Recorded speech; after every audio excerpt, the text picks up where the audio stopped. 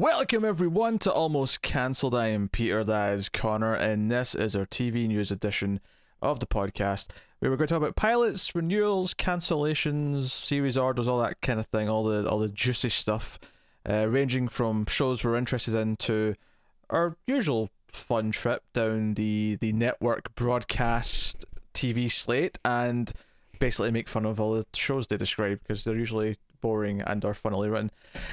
So that is what's on the docket here for today.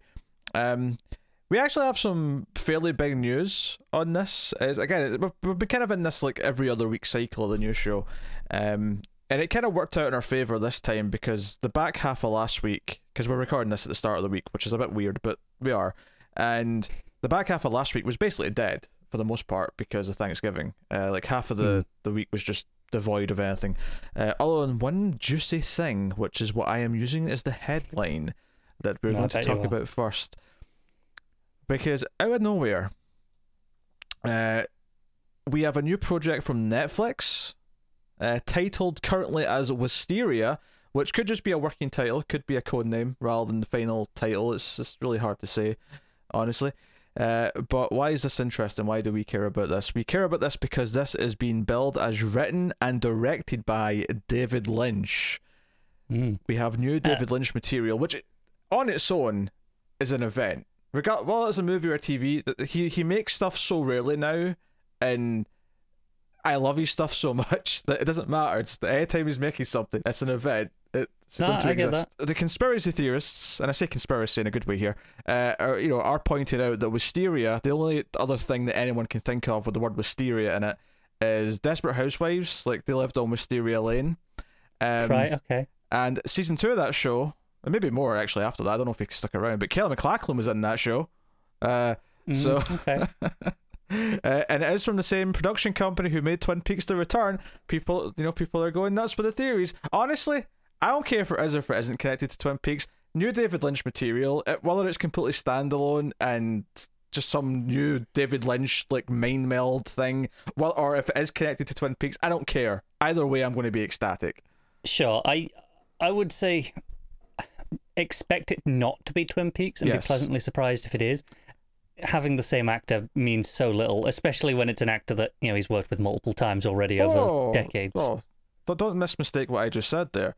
Kelly MacLachlan is in no way attached to this project. No, I know, but potentially, that's the link here, is what I'm saying. Yes. Just that is nothing. Oh no, I didn't bring that up as a serious suggestion so much as just an amusing like tie that people are clinging to because it's kind of funny.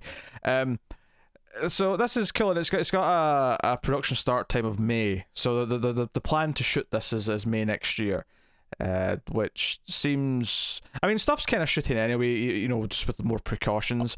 Off and on. Yeah. Maybe aiming for this start time is kind of like the hope that things are a bit better by then. But it is possible they could be a bit of a push. He's not exactly a sprightly young fella. He needs to take precautions himself. Honestly, I am a-okay with them giving him essentially the Pope-mobile and let him direct from that. Direct from that, yeah. Direct from the Pope-mobile. To preserve David Lynch at all costs, people. That's what's important here. Yeah.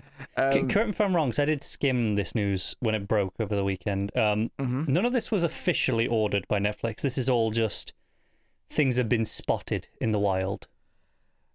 Well, I think there's a difference between officially ordered and officially announced as ordered. I think there's a difference there, because this popped up in the trades. This popped up in the production trades of like what's shooting and the location, in California. Sure. Where stuff's going to be shooting soon, and it's like, hey, there's this project from Netflix with David Lynch. The fact that it's got a start time would probably be a very good sign, typically. So that's where this all comes from. It comes from Production Weekly. Okay. It's exciting, and it's exciting kind of no matter what it is, honestly, as a fan of his work. And given we'll probably see it in about 3 years' time. Why would you say that? I'm just he's a perfectionist. The shooting can take a while. I think we could see it as early as next year potentially. I suppose it depends. I know Twin Peaks: The Return was shot quite a bit in advance of when we actually saw it, but it just depends. It depends what it is. Like, I mean, if it's 20 or it wasn't 20, it was like 17 episodes or 18 episodes, Twin Peaks Return. If it's that Yes. long, then sure, maybe it will be, but this could be 6 episodes. It could be... It could. I think my expectations right now are probably, realistically, sometime spring, summer 2022. That seems like a median expectation. Yeah. It's yes, notably back in July he said he had things coming, and the reason why this is stuck out in my mind, or stuck out to my eye here as I'm looking at this article, which is not usually, I get most things from Deadline. This is from IndieWire, this particular article. He said in an interview with the Daily Beast back in July that he's got some stuff coming up that would maybe take some time away from his other things that he does, such as his YouTube channel. If no one knows this, yes. Every day he gives the weather report in LA just because he feels like telling people what the weather is. Because David Lynch. He looks out the window and says it's kind of sunny today. It's kind of brilliant. It's the most David Lynch. Hey, I would, we're joking about this being connected to Twin Peaks. I would be like, I could see this be completely standalone. I could also see this be his endgame thing that somehow connects every single movie and TV show he's ever been involved in into one cohesive universe. I do think he is one of those creators that has that, like, you know, like Stephen King has Dark Tower. Brandon Sanderson has the Way of Kings stuff that's going on now. Like, you know, those big things that connect all their universes, that all of a sudden it's all one big thing. He does seem the type of dude who has one of those in him. And genuinely, the part of me thought Twin Peaks: The Return might be the last thing we ever see from, so I'm actually ecstatic there's at least one more. We're getting one more hurrah before he maybe retires, because, you know, he's an old dude now, so you know, ultimately, but even with this in the bank, you know, potentially, you know, the list of work that he's done over his career isn't that long in terms of like individual projects. So each one feels quite special, and I you know, I'm looking forward to this existing, whatever it may be. And I'm sure no matter what we predict it could be, once we start getting details, much like Twin Peaks: The Return and everything else he's ever made, within minutes of starting whatever it is, we're going to realise, no, we could never have predicted what this is. This is a new thing that he's doing, because he always does something that's unique to himself. And there is almost no point in trying to predict what this man will do next, because no one on earth understands his brain. Praise Diggy. So I'm saying. Thank Diggy. Alright, so I need some other stuff. But this is also a pretty big thing. The Expanse has been renewed for season 6. Good news. Great news. Season 5 is obviously coming in 2-ish weeks, I think. Yeah, they were just about to have that on December 16th, so that's kind of an early Christmas treat. And that is going to be weekly, although I think the first 3 are coming out the first week, but after that it's weekly. But the other news that comes along with this is that season 6 will be the final season, and this is a little surprising, just because the books, I think it's the 9th book that's about to come out, give or take, that is going to be the final book. So, and the seasons, for the more or less, I mean, they varied a little bit earlier on, but they kind of lined up in the last couple, where the 4th season was the 4th book. And, you know, season 5 presumably is more or less going to be the 5th book. Season 6, I thought before would be the 6th book, but now that's going to be the last season. It's like, oh well, maybe they'll carry some things forward. It's possible, because from what I know, which is very little, I've intentionally avoided looking at, you know, what the books are doing. From what I know, just in passing, there is a reasonably significant time jump after book 6. Interesting. For the rest. Do you think they could maybe actually, they're still technically going to do it, but as like a spin-off, and use the time jump as a reason for a new title? I don't know. That feels a bit much. As you're saying, that makes me think of that. If it's such a separate thing, maybe they're hoping that they can sort of... yeah, I mean, again, I haven't read them. I've intentionally avoided as much information as I can, so I don't know, you know, how neat a bow it ends with 6 and then there's a time jump, or if the time jump is just, no, it's a really just neat part of the story. And I don't want people to tell us, because I don't want spoilers, of course, but I think either way, the good news here is that they know before they even start shooting season 6, and presumably early in the writing process, they know this is their final season. It's also worth mentioning that the people who write the books are heavily involved in the writing of the show, so this, you know, it's not a Game of Thrones situation where you've got the writers at HBO going, oh shit, we have to come up with an ending because George is sunbathing. Abandoned us. Yeah, he's off doing something else. Like, they're heavily involved, so... he's off laughing at them, rolling in the money. So, you know, I'm confident they'll have something that's a satisfying ending, and Whether that means kind of ending early, where maybe there is kind of a neat bow to end it in earlier on in the story, or whether it is something maybe loftier where they do plan to have like a sort of almost reignite it and sort of be able to, because if they can promote something as a new show, even if it's connected but is separate enough that they can say, hey, this is a new show, it's set in the Expanse universe, but it's and of course there is the complete third option where they just, because obviously they know all the key important beats. Yes, they know what's the most important things, as the the original writers. They might be able to transplant those details and rework them into a final season in some way or another. Because we know that Bezos is a big fan of the show, so part of me would think that okay, maybe it's not necessarily performing well enough to justify them actually spending money on like several more seasons, and that's why he kind of has to accept that they're going to have to just sort of wrap it up a bit earlier, but give them the chance to do it properly with some creative control, or there is some sort of plan for more. I will say this: if there is nothing else, if this is the final season, A, they've got time to actually write it properly and give it a conclusion, and B, it does mean that when I eventually dig into the books, I'll have something to look forward to, in the sense that there'll be some material that is new and exciting and different and can add more to it in the last chunk specifically. So that's a neat idea. That said, I'll give them a bit of time to announce another show. I won't jump straight in. No, John, you kind of mentioned this idea of another show, and it's so shocking to me now that you mention it that no streaming service has really done this. Like, don't get me wrong, they've picked up other shows and revived them, but we know as a rule, streaming services after streaming shows after 2 or 3 seasons, they have such diminishing returns, right? That it's kind of not worth it, because the interest kind of drops off and whatever. But if you rebrand it as a new show rather than just a season, I wonder how many people that would get back on board. Yeah, or at least drum up enough interest so that people who didn't check it out go, oh, hey, I'm like, this looks good. Oh, by the way, there's technically like a previous show that leads into it if you want to check that out. Oh, it's all here. You can just go watch it. Like, I can see an argument for doing something like that if that's where they're going to go with it. I'm even thinking of things that are like more closer connect, like shows such as Avatar: Last Airbender and then Legend of Korra, which is set like, I don't know, 100 or so years apart, but there's like really clear links between the shows. It is very much a sequel. Some shared characters, a lot of shared ideas and themes. So it's like, okay, I'm surprised we haven't seen any streaming services attempt something like that.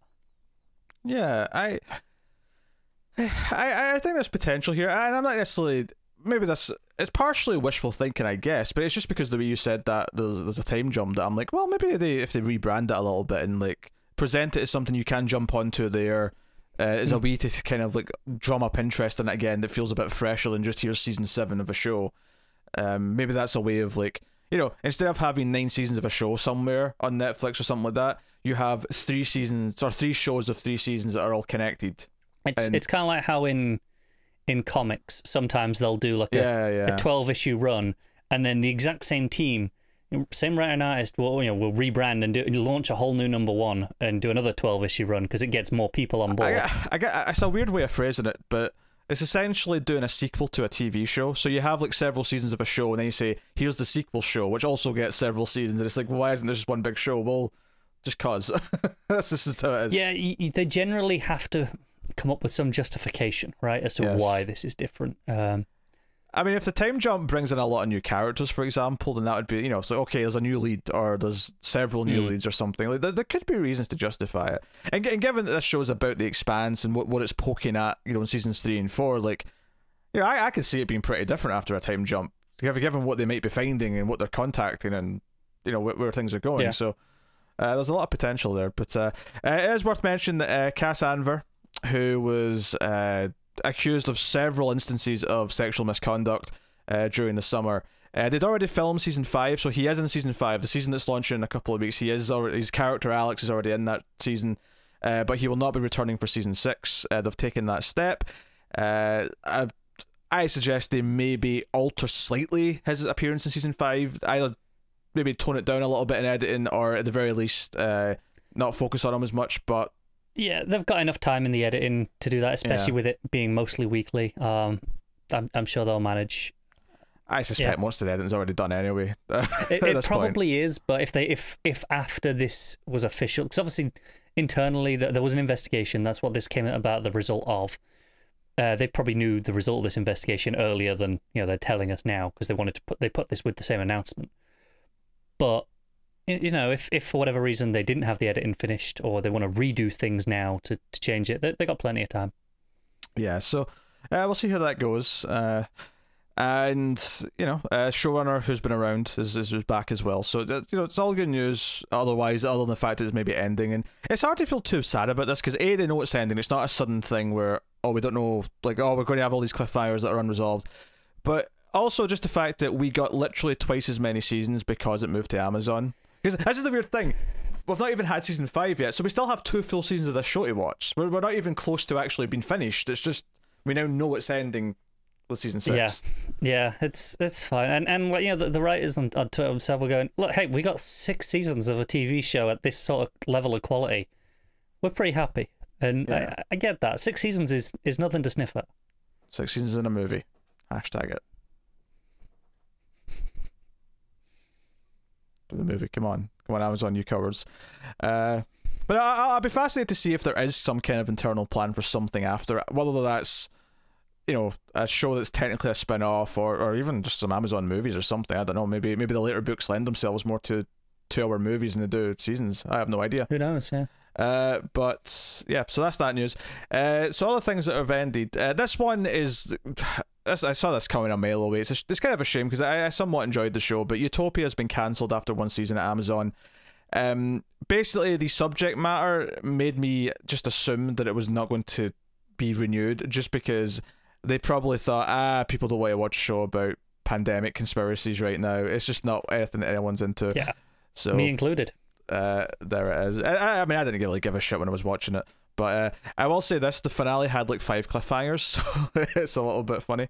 Well, you've got a whole original show to go dive back into and see if they have anything better for you. Well, they'll go past that point, but they also didn't have an ending. They got cancelled before the story finished. You might have a bit better. So that's that done. And then speaking of things ending, this one kind of surprising as well, as Black Lightning is now ending with its 4th season. That's the upcoming season it's got on the CW. So 4 seasons is definitely shorter for a CW show. It is. I think, if I recall, that one doesn't shoot in Vancouver though, does it? That shoots elsewhere. It shoots in Atlanta, but so does Stargirl and Right. I was just wondering if it had current world situation had maybe had some impact on this. No, I think a lot of shows still shoot there because they have good tax credits or whatever it is. They do, yeah. No, it's ending. Now they are looking at a spin-off called Painkiller, which we talked about last week, or so maybe that's their way of kind of trying to carry it on in some form.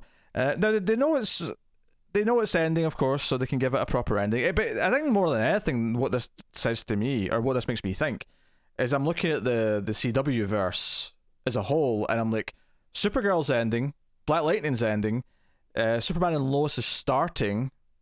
How much left does Flash and Legends have at this point? I don't think it's ending though. The CW, the CW shows in general. I think we'll be getting Lois and Superman's just starting.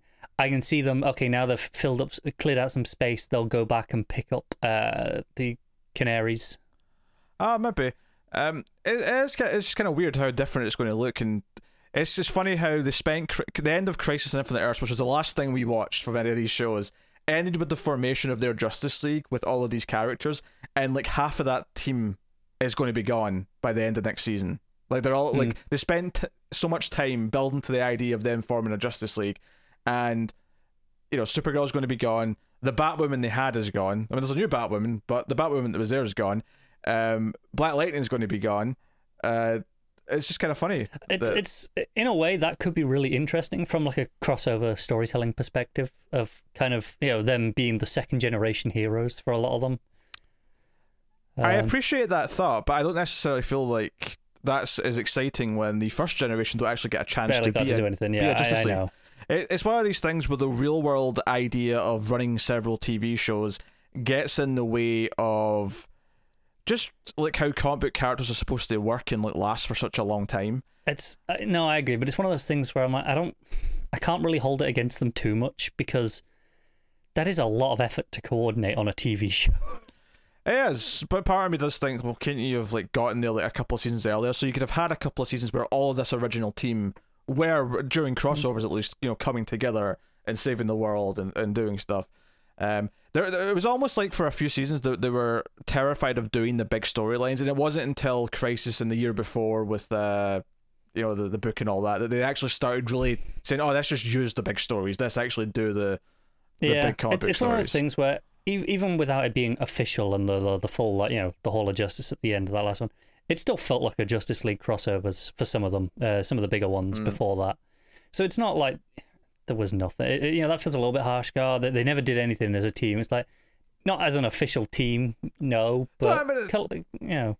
Don't get me wrong, most of those shows had a lot more problems individually, just week to week, than anything that I'm talking about now. I'm just talking about the concept of this on its own.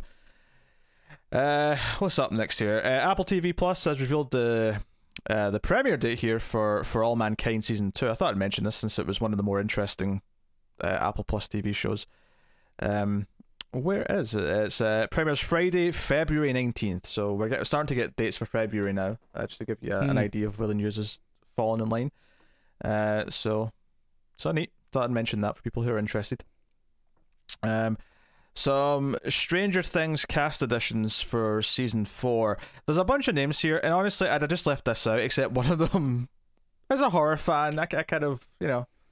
Go on. Robert Englund's going to be in it. Robert Englund's in Season 4. Oh, I did see this, yeah. Freddy Krueger is in Season 4 of Stranger Things. Is there going to be some sort of joke or dream-related plot involving Freddy Krueger? We'll find out. If he's like a... Joke, yes. Reference, absolutely. Plot, maybe not. It depends. If someone has to go in for like sleep paralysis, sleep treatment or something, and he's like the doctor who's doing it, I'm like, I see what you're doing. Yeah. I see what you're doing. I mean, who knows? Who knows? And there might even be like descriptions here for all of them. I don't know. But, yeah, oh, here we go. Recurring actor Robert Englund will play Victor Creel, a disturbed and intimidating man. Okay, so we're going dark with him. We're going creepy. Who is imprisoned in a psychiatric hospital for a gruesome murder in the 1950s. I mean, I'm not necessarily getting Freddy Krueger from that, but I do like the sound of it. It sounds like exactly the sort of role he can play. It does, yes. He's good at that sort of thing. So that is that. Next up, we have some unfortunate news for HBO's The Nevers, the Joss Whedon show, which is no longer a Joss Whedon show. I mean, he developed it still, so the idea still came from him largely, but he is no longer going to be showrunning or directing. He is stepping away. The actual reasoning here is basically just him saying that he was a lot of stress right now and he's leaving it. I imagine that's probably somewhat connected to the fact that he was recently investigated for... What was the exact... I don't know what the exact... Inappropriate conduct on set or something. I don't know. Maybe, what the exact... and that was by Warner, right? It was, although Warner Brothers kind of were on his side, at least at first. I don't know if that's changed and this is why this is happening. I wonder if this is just them saying, okay, well, this is going on, it's honestly just too much of a pain to have you involved with something we're promoting. That's what I'm thinking. It might be one of those cases where they haven't finished the investigation technically that I know of, and yes. Or even if they have and they publicly cleared him, they're like, yeah, do you know what, we still don't really want to associate with you right now just because of the public image of how it reflects on us.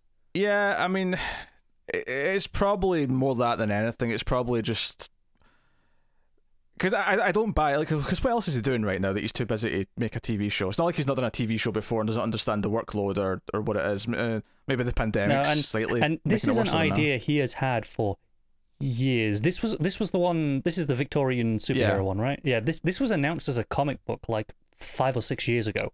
That's how long he's been playing with this idea. Yeah, and it's still set to air in summer 2021, so it is going to be rolling ahead without him.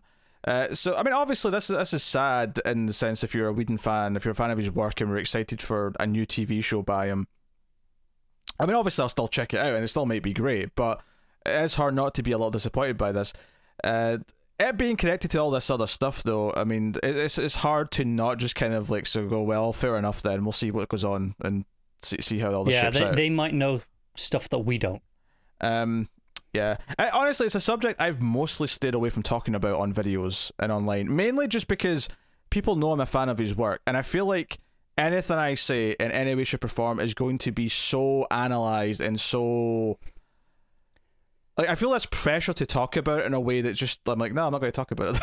Leave me alone. Go away. I get it. I mean, at the end of the day, we don't have the details. It's basically he said, she said, right? As far as we know. But actually, I mean, I don't think the investigation itself is not really something that... I mean, not just because it's a movie thing, but just because I don't necessarily know until there's actually some sort of determination on it. I don't think there's much for us to really say about it, and I don't really feel comfortable talking about it. Just because I know people know I'm a fan of his work, and anything I say that is either defensive sounding or condemning sounding will be taken to an extreme in either context, and I just don't want to open that can of worms. So we'll move on then, though. We'll move on to Terrence Winters exited the Batman show. This is the Batman like tie-in show, the one that's based on the corrupt cop who might have a sort of like heroic kind of like redemption arc. But this is the one that ties into the movie that's being produced by Matt Reeves. Terrence Winters stepped away as showrunner and has cited creative differences as the reasons for this, which is the juiciest of all reasons that someone can give. It always is, isn't it? I mean, outside of like, I don't know, like I had an affair with the producer's wife, and now there's like a blood feud. You're just describing Kristen Stewart. Am I? Yeah, with the Huntsman movie.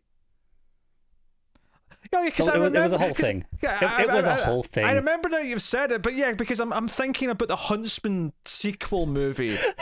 I'm never thinking about it either, but as soon as you started describing that scenario now, I'm like, yeah, that rings a bell. Jesus Christ. All right, so now obviously we're looking forward to the Batman. Well, I'm looking forward to the Batman movie. The trailer was pretty good. I like Matt Reeves as a filmmaker. I think it's interesting though that this is an example maybe of something being a tie-in to a movie of the, it's kind of like some of the growing pains that Marvel had, where some, Edgar Wright being the most famous one from Ant-Man. Yes, didn't have the free reign that he felt like he needed. Yeah, so where a creator is part of a shared universe in some capacity, and it ends up being more of a hindrance because they're more, maybe an auteur is a bit of an extreme word here, but where they ultimately can't agree on something because they don't agree on the thing that then they'd have to sort of separate more from the core idea, which in this case is the movie. Like, this is obviously the show has to adhere to the Batman because that's the thing that it's spinning out of. So interesting. I mean, obviously it's early enough. They'll just get a new showrunner. I don't expect that this is going to have too much of a hindrance on the actual finished product. And we'll see. And it's not even like it'll be that different a product, because if he'd never got removed, the reality is it was, I say removed or left, the reality is it's because he'll have caved and done whatever the studio wanted him to do and made that show. Otherwise, he'd still be working. So in reality, it's probably going to be still a fairly similar show to what we would have got if he'd stayed. Next up, Snoop Dogg is going to voice and executive produce an animated comedy for Amazon with Vince Vaughn also executive producing. Is he going by Snoop Dogg again now? I don't know. It says Snoop Dogg here. Why? What does he have to go by otherwise? I don't know. He changed his name for a while. He was just Snoop. He was Snoop Lion for a bit. He's been all sorts over the last handful of years. I'll take your word for it. So this is called Oaklandia, which is written by Daniel Dominguez, head writer and executive producer from season 2 of HBO Max's Michael B. Jordan animated series Genlock. So another animated show. So it's set in Oakland, California, which is probably obvious given the title. And that's basically it. There's no actual plot description. It's Snoop Dogg in Oakland, California. That's your whole whack. Sure. And Vince Vaughn's producing too. Why not? Do you know, maybe it's just because I've been paying too much attention to video game things, but in this picture, Vince Vaughn looks a lot like a chiseled Phil Spencer. Like Phil Spencer who's been through some shit. My mental image of Vince Vaughn clearly needs updating. I'm not saying he always does, but I'm getting a sense of it here. Anyway, moving on, we have a dream musical comedy in the works at NBC. Glee alumna Amber Riley's returning to television as the star of another music-driven broadcast comedy series. She's going to headline and co-executive produce a show called Dream, a single-camera comedy in development at NBC from writer-producer Lisa Muse Bryant, who worked on Blackish, and producer Neil Marin. So, in Dream, when her son graduates from college, former teen mum Dream Morgan turns her life upside down. Don't say that, because all I'm thinking about there was the Fresh Prince lyrics. Yep.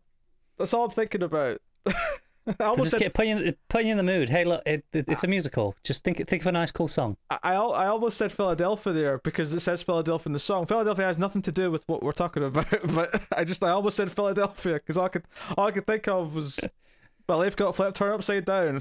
West Philadelphia, born and raised. It's hard. Don't do it. Anyway, her life turns upside down to pursue her dream of becoming a singer. There's a lot of shows where a single parent or a young parent will finally be able to have a second chance at life because their kids college age, and they'll then do something different. That's the premise of a lot of shows, both comedy and drama on network TV. Most of them aren't musicals, though, to be fair. Well, that gives us a different spin. Yes. Yeah. The only other, I mean, obviously they mentioned Glee there, but that's not a comedy really. The only other actual comedy musical I can think of in recent years is the one that CW had. I can't remember the name of it. Crazy Ex-Girlfriend? Yeah, I think that's the one. Yeah. That was an actual comedy length one, I think. All right, next up, ABC's given a straight-to-series order to a multi-camera comedy starring and executive produced by Alec Baldwin and Kelsey Grammer. What a pair. I've been. It's slated for the 2021 to 2022 season and comes from Modern Family co-creator executive producer Chris Lloyd, who I think also worked on Frasier. I want to say I saw his name as a producer on that show because I've seen that show quite a bit. I'll take your word for it. But written by Lloyd and Vali Chandrasekaran. That's a big long name with a lot of syllables. The Untitled Alex Baldwin Kelsey Grammer project, catchy working title there, follows three men. Two of them are, of course, those two, who were roommates in their 20s until their warring egos drove them apart. They reunite decades later for one more run at the lives they've always wanted. Okay, bunch of friends get together again after decades of failed lives. That third casting has a lot to live up to. I don't know, it's Baldwin. It's Alec Baldwin and Fraser Crane. Who's the third one? I don't know, you gotta have a third person in that age range. I don't know. I can't even think of anyone off the top of my head.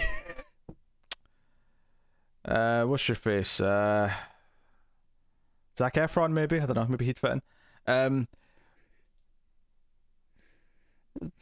I've never going there. The long silence as they let the awkward joke land. Alright, Felicity Hoffman is returning to acting. If you weren't aware, Felicity Hoffman was in a bit of legal trouble about a year and a half ago due to a college admissions scandal. Oh, I remember, yes. Yes. So this is her first returning role to something. This is ABC. It's a single camera comedy that's got a pilot production commitment. Peanut Butter Falcon's Zach Gottsagen, co-stars, and it comes from Aaron Kaplan's Capital Entertainment. I'd say it's been a while, but it probably hasn't. We did a ding that goes off every time Capital Entertainment comes up. Just a little counter in the corner. Written by Becky Hartman Edwards, the Untitled comedy is inspired by Susan Savage, a real-life owner of a AAA baseball team in the Sacramento River, called the Sacramento River Cats. It marks the first project Hoffman's taken since the whole scandal thing. Yeah, a funny, surprising, and occasionally heartbreaking half-hour about love, loss, family, and AAA baseball.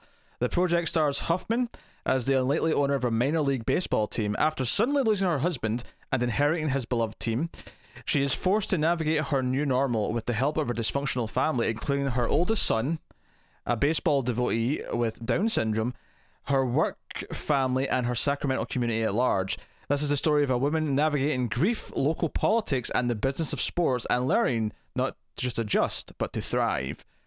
I feel like personal and professional was sprinkled throughout that in a number of different ways. It was, but there needs to be a point where you go, aha, okay, they did it. There's definitely a lot of it in there, though. There's a lot of it. There is. It's kind of like sprinkled. woven throughout, but there's no key point where I go, Okay. they're doing it. All right.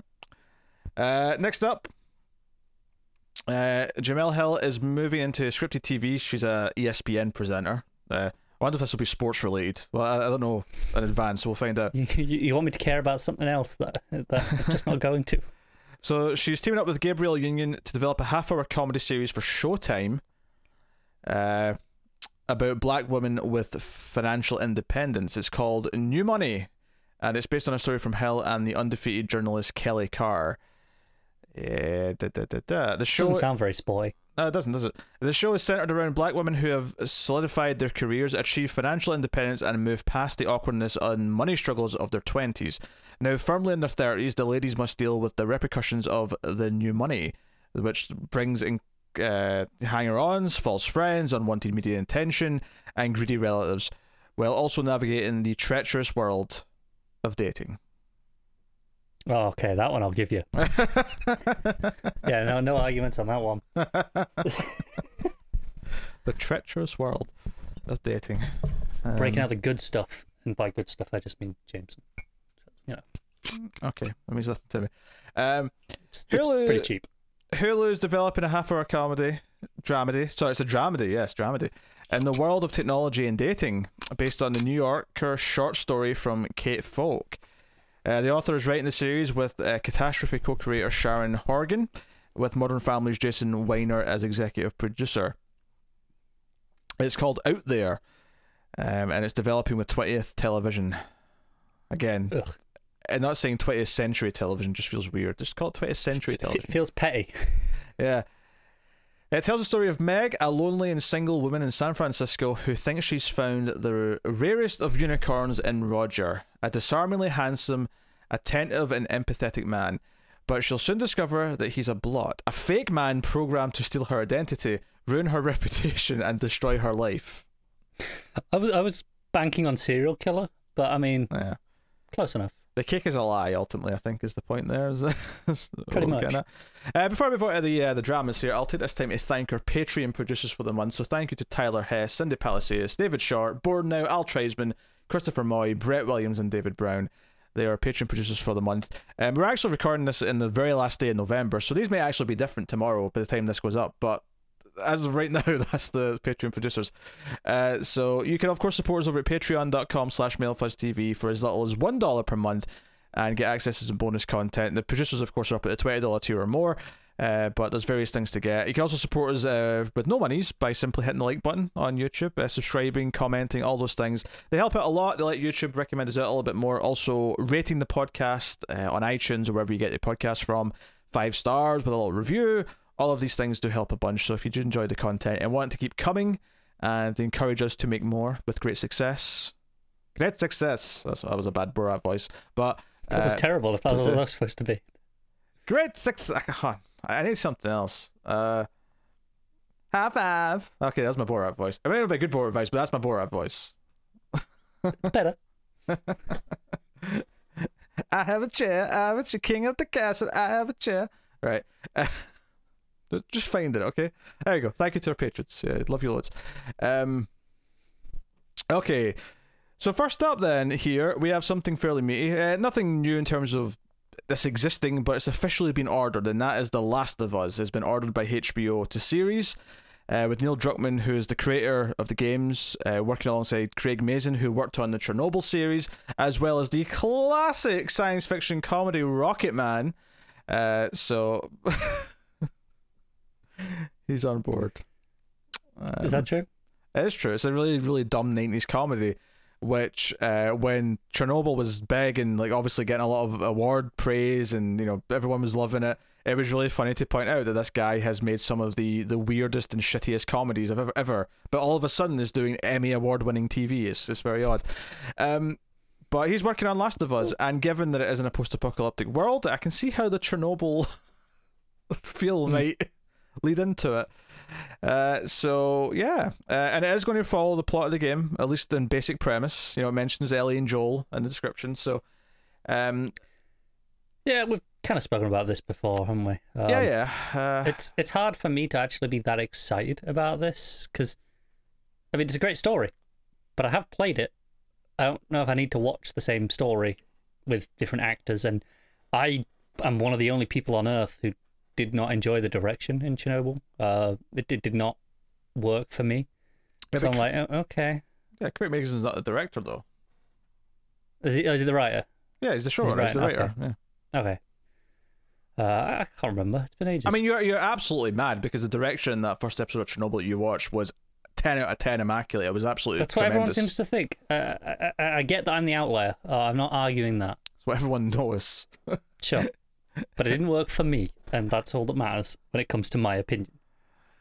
So it's hard to get excited about this. It's still though, because like I say, I've played this game. It's a great story, but I could just play the game again. Your opinion's got the stench of leprosy. All right, moving on to the next thing. So that's out of nowhere. So I probably should have brought this up earlier in a way when we were talking about the CW DC shows, because we got a new one to talk about here. And this one is, I mean, as far as I know, out of nowhere, and I did not see this coming. So Greg Berlanti, of course, because who else would it be, is working with CW. They are developing a superhero TV show. I was going to say, it's going to cost them a small fortune to develop an actual superhero. And it's Wondergirl. But here's the interesting thing. It's the new character who's just about to debut in the next couple of months. This is, Yara Flor is the new...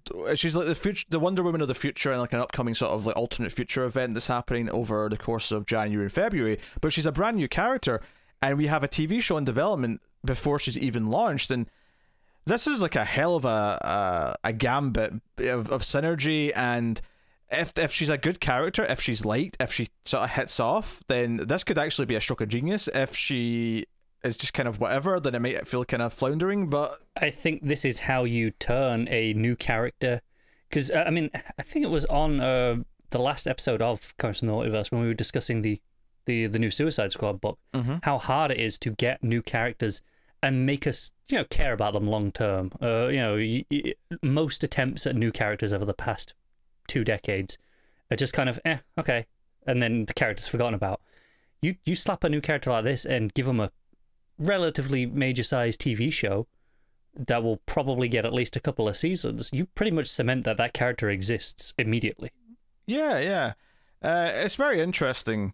And I was surprised when I read this week. Here's the description now. Wondergirl centers on Yara Flor, a Latina dreamer who was born of an Amazonian warrior and a Brazilian river god. She learns that she's Wondergirl. With her newfound power, she must fight the evil forces that would seek to destroy the world. So, I mean, the actual, But, I mean, I didn't know she was a Brazilian river god kid. That's news to me, because the character's not debuted yet. I've not read anything about her yet. Yeah, I didn't know either. It's actually quite exciting. I don't know anything about Brazilian river gods, but I'm intrigued as someone who's a fan of various mythologies. Yeah. So it's coming from Queen of the South, executive producer, co-showrunner Dalian Rodriguez. So that's probably going to be the showrunner on the show itself.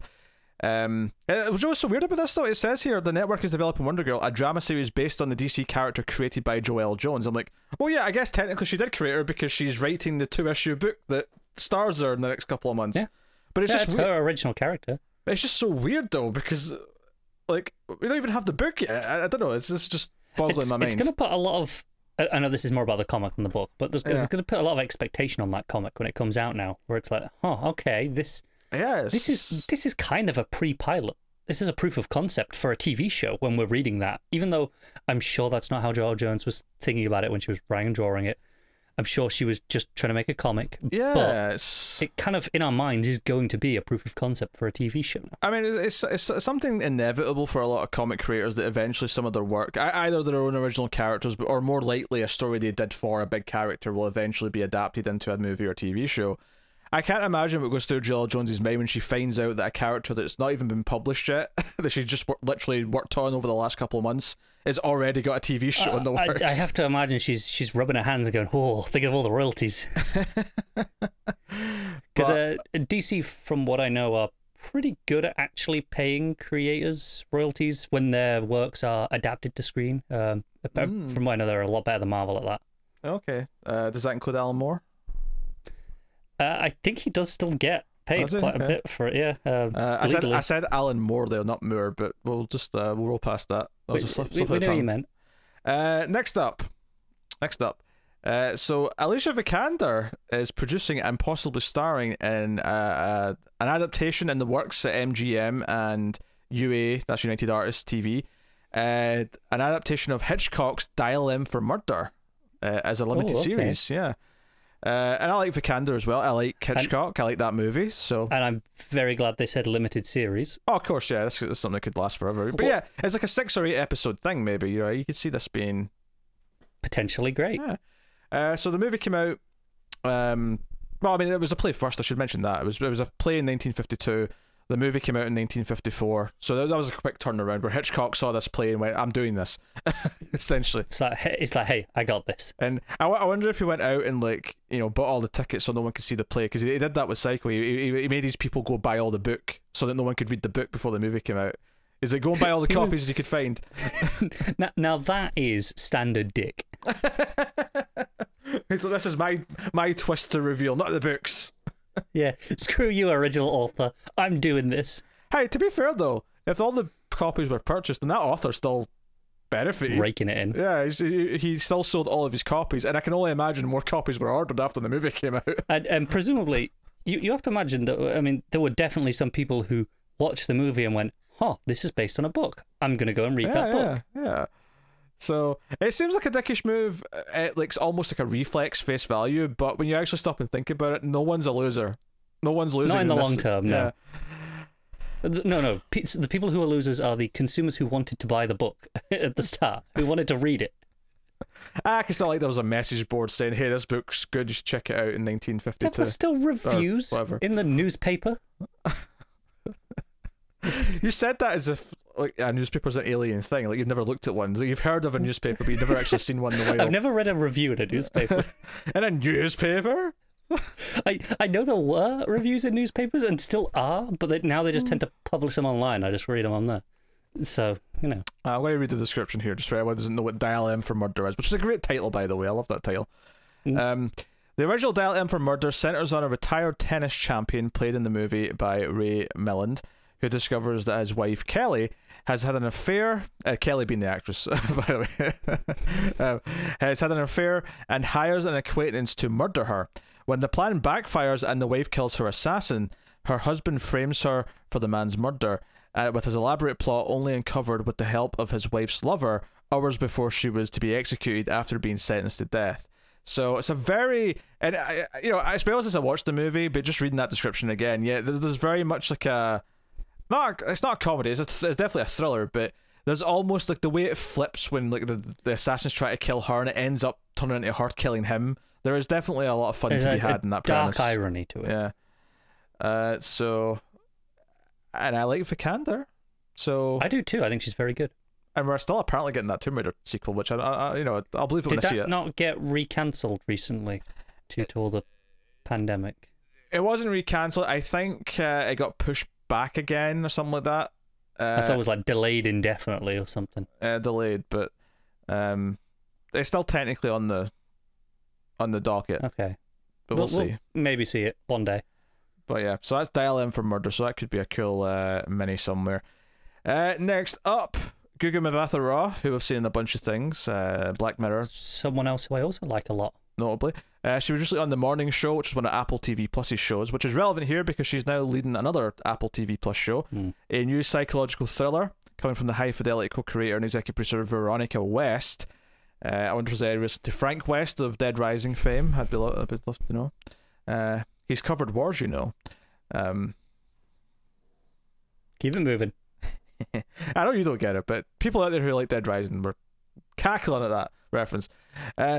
So they've given a straight-to-series order for Surface, which comes from Reese Witherspoon's Hello Sunshine, and obviously Apple Studios. It's an 8-part series, created and written by West.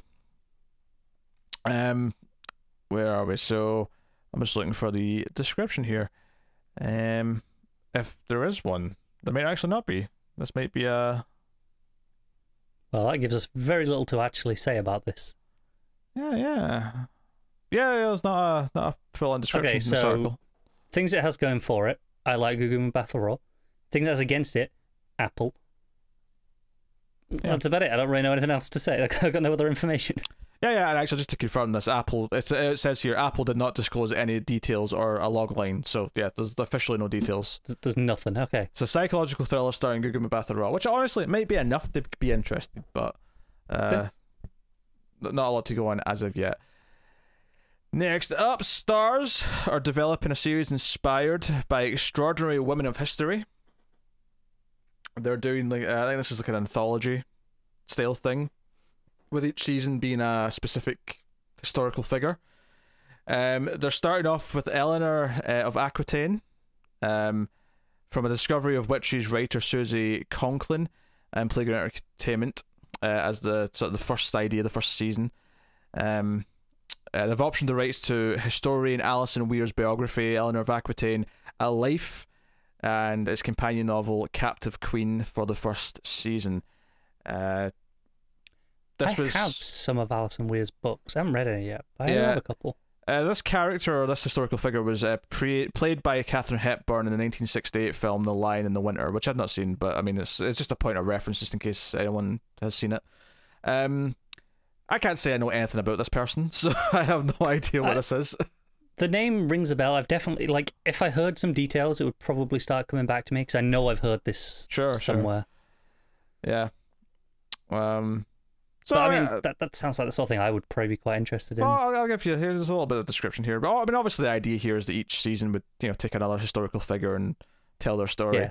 Yeah. Eleanor of Aquitaine was one of the great heroines of the Middle Ages, born in 1122 and dying in 1204. That's a good lifespan for that time period, right? Yeah, it's about 75. Aye, I mean, I expect the average life expectancy in that period to be like 28 or something like that.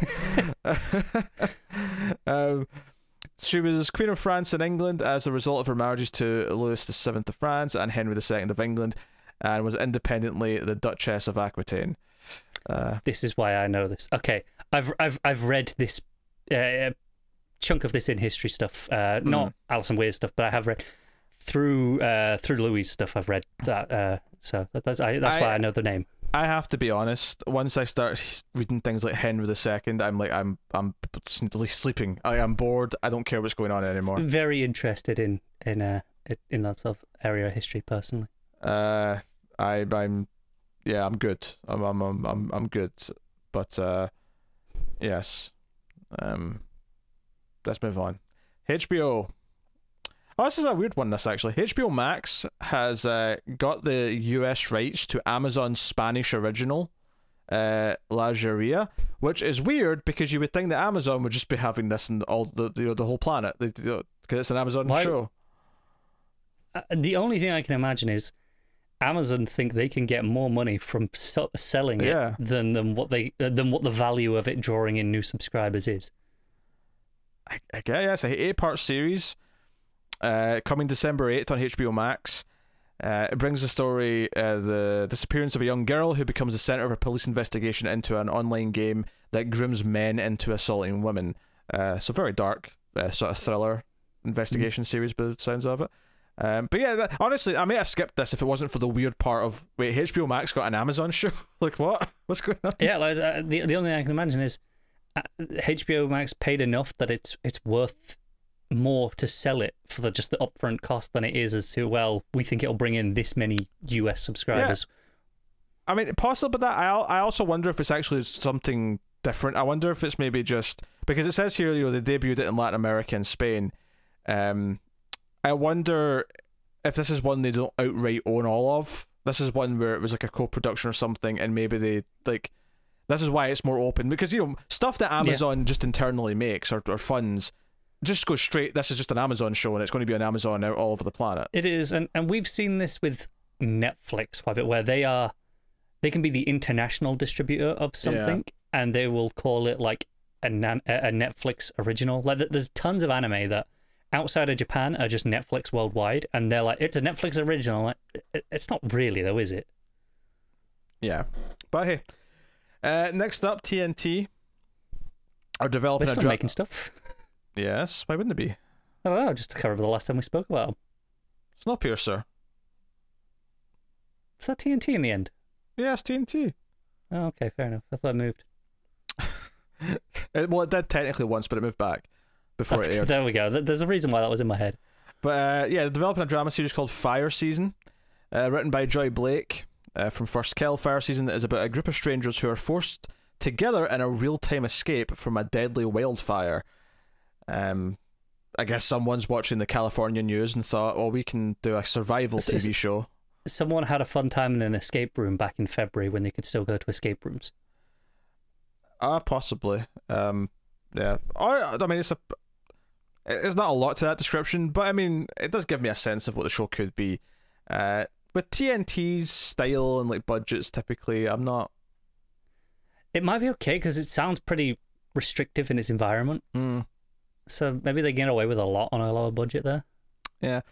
Next up, ABC has given a script commitment with penalty to Waiting to Exhale, a drama series follow-up to the 1995 film from Lee Daniels, who worked on Empire, 20th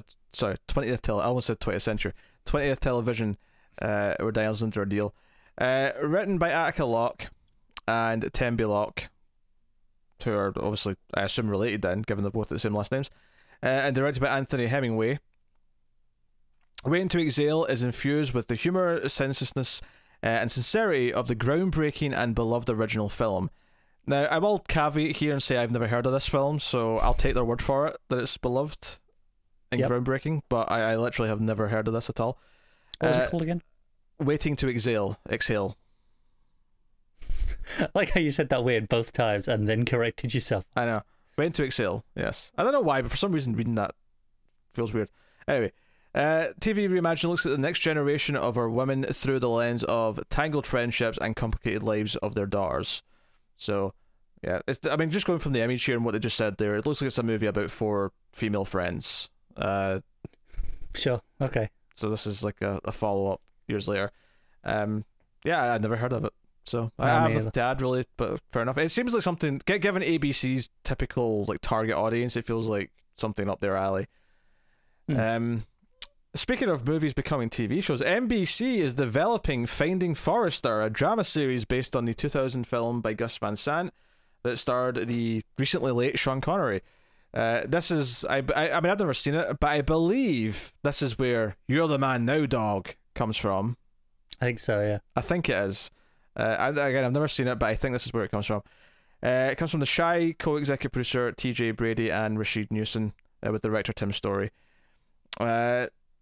So, in the film, Black Teenager, played by Rob Brown, a gifted writer and basketball player lands a scholarship to a prestigious private high school and befriends a reclusive Scottish writer, played by... I almost loved that there could be like a twist there and it's just someone else, because you assume it's going to be Sean Connery, but it is, it's Sean Connery. In the TV adaptation written by Brady and Newson and to be directed by Story, it's changing up the mentor character played in the movie by Connery. The series examines the cost of success and the price of redemption through the unique bond between 2 gifted black writers. A homeless 16-year-old orphan who leverages his basketball skills to hustle his way into an ultra-competitive elite boarding school, and the reclusive lesbian author whose career was ruined by a public scandal. That sounds very different from the movie, but I've never seen the movie, so I mean, I all on the idea that you've got like an older mentor and a younger character who's in school. Yeah, it doesn't sound... I mean, that core idea is still there, right? Yeah, so fair enough. I mean, everything comes back now. You know, every other TV show we talk about, oh, it's a movie from 30 years ago. It's not even like they're banking on nostalgia and name value for a lot of them, because so many things are things you just never even heard of them. Which is almost a good thing in a weird way, like, because it's one of these things where, you know, to bring up the hit television show Buffy the Vampire Slayer, where no one cared about that movie, and then the TV show's what everyone knows. I mean, this could be a thing where, oh, the Finding Forrester TV show ends up being really good and everyone loves it, and so, oh, bit of trivia, did you know that was a movie originally? Oh, really? Like, that could become that if it just happens to be good. Like, sure. You know? Whereas when you do it for something like, you know, if there's a RoboCop TV show, it's always going to be RoboCop. There's too much expectations, there's too much comparison, just too much weight on it. Whereas with these smaller things or less well-known things, you get a bit more freedom. You know, people aren't judging you quite as harshly for any little change that you make. Yes. Yes. So, there you go. Which takes us to our last story of the episode, which is that Veronica Mars creator, and that's also the same as iZombie, Rob Thomas, is developing a new show, a drama project at NBC. It's called Get Lucky. Written by Thomas and Get Lucky for the popular wedding band Get Lucky. Every week, there's a new gig to play, a new love story, and a new chance to experience a sweaty, giddy, nearly forgotten feeling of togetherness. For 6 single musicians who are themselves looking for love, what does it mean to get lucky in a post-pandemic world? Oh, bold. Bold choice. I guess the assumption is that by the time this is greenlit and then it airs, presumably in the 2021 to 2022 season, people will be allowed to have weddings again. Yeah, we'll be past it, yeah. Ambitious. It's definitely different for him just based on what I know him for. Because when I think of Veronica Mars and iZombie, I see the through line between them that sort of connects them, and it being the same like creator behind them. No, obviously he didn't create iZombie from scratch. That was based on the comic, but the show does feel like there's a lot of creative tissue. Different from what the comic is as well. Yeah. And honestly, that's kind of why I'm suspecting there's probably more to this than we're hearing right now. There's probably a solid through line that will make sense once we see it. Very possibly. Yeah, I know usually I like to end in a really bad CBS show or something, but honestly I didn't have one this week, so. See, another Rod Thomas show. That's, the Rod Thomas show. I mean, it's NBC, which, I mean, I can't remember the last time I liked an NBC show, but... The first 2 seasons of Hannibal, for me, I think. Oh, nah, I wasn't that into that. I don't think of anything else since then, and that was a few years ago now. I think it's all comedies. I don't think I've ever really... I don't know if there's any dramas I like in NBC. Unless someone's going to remind me of one that I've forgotten about. But, yeah, there probably is. But there you go, that's the news. That is this week's TV news. Hopefully you heard about some interesting stuff there, or enjoyed some of our conversations on the bigger topics earlier on. I'll remind you to like and subscribe and all that jazz, and of course get us on patreon.com/MailFuzzTV. Still quite light TV-wise. Obviously, we're still doing Star Trek Discovery. We got The Expanse returning in a couple of weeks, as mentioned. We'll be trying The Stand on CBS All Access within the next few weeks as well. So that's all there to look at. That's the same week as The Expanse, I believe. It is, yeah. That'll be finally a busy week of TV. It's actually going to be kind of refreshing. I'm going to have at least 3 episodes of The Expanse, an episode of The Stand, and a Star Trek Discovery, all in the same 3 or 4 day span. Hey, we've had too much rest these past few weeks. It's been we have coasted a bit, haven't we? Honestly, it was a great time for it though, because the new consoles came out. I was happy to have some extra free time these past few weeks and the next couple, but yeah, we can pretty much guarantee that come the new year, things will be back to all right. We're going to pump out some content. Yes. So look forward to some of that stuff. Otherwise that's pretty much us. Get us on Twitter at mail_fuzz for channel updates, and we'll see you next time. So keep watching TV, guys. Have you got any vanilla?